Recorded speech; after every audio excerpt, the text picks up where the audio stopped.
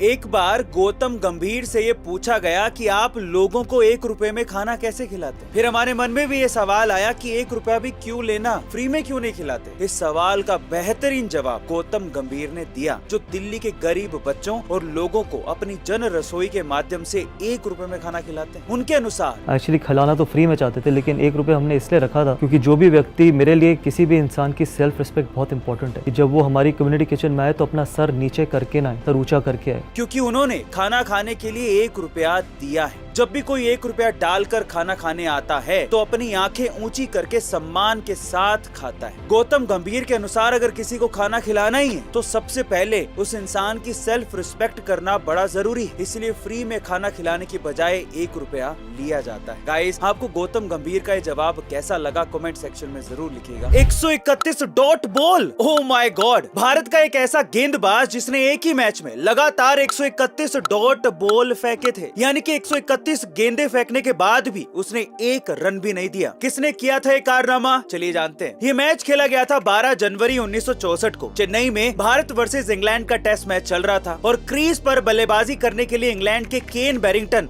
और Brian bowlers उतरे थे। उस समय गेंदबाजी करने भारत का एक ऐसा स्पिनर आया जिसने लगातार 131 डॉट बॉल फेंक डाले। भारत के उस लेफ्ट आर्म स्पिनर का नाम है रमेश चंद्र नाडकर्णी उर्फ बापू नाडकर्णी, जिन्होंने लगातार 131 डॉट बॉल फेंककर गेंदबाजी का ऐसा रिकॉर्ड बनाया जो आज तक नहीं टूटा है। वैसे गाइस, क्या आपको इसके पहले तक बापू नाडकर्णी के इस रिकॉर्ड के बारे में पता था? और अगर नहीं तो कमेंट सेक्शन में जरूर लिखेगा। जब वो अपनी पहली सोलो मूवी रिलीज रॉकी का इंतजार कर रहा था तो उसके 3 दिन पहले उसकी मां का देहांत हो गया। वो अपनी मां से बहुत ज्यादा प्यार करता था। इस गम को भुलाने के लिए उसने ड्रग्स का सहारा लेना शुरू कर दिया, लेकिन ड्रग की लत ने उसे मार दिया।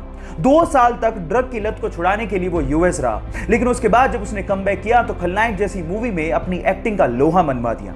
लेकिन प्रॉब्लम्स यही खत्म नहीं हुई। 1993 के बम धमाकों में अवैध हथियार रखने के चक्कर में उसे जेल भेज दिया गया, लेकिन फिर से जब रिहा हुआ तो वास्तव जैसी मूवी में फिल्म फेयर अवार्ड जीते और उसके बाद मुन्ना भाई जैसी मूवी में राष्ट्रीय पुरस्कार तक जीते।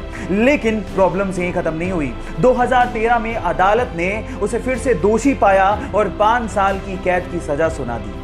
इतने उतार चढ़ाव देखने वाले हमारे संजू बाबा आज भी अपनी एक्टिंग के दम पर बॉलीवुड में अपना एक अलग मुकाम बनाए हुए हैं। तो अपने संजू बाबा के लिए 1 लाइक तो बनता है। वो मध्य प्रदेश के एक छोटे से गांव में पैदा हुआ। पापा की एक छोटी सी इलेक्ट्रीशियन की शॉप थी, लेकिन उसके पापा के काम में और पढ़ाई में कभी मन ही नहीं लगता था।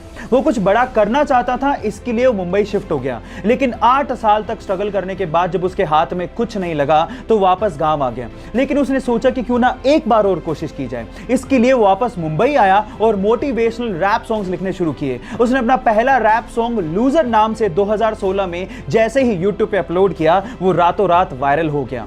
वो एक ऐसा रैपर था जिसने कभी भी अपना सॉन्ग किसी भी बड़ी म्यूजिकल कंपनी को नहीं बेचा और हमेशा अपना सॉन्ग यूट्यूब के अपने चैनल पे अपलोड किया। आजकल की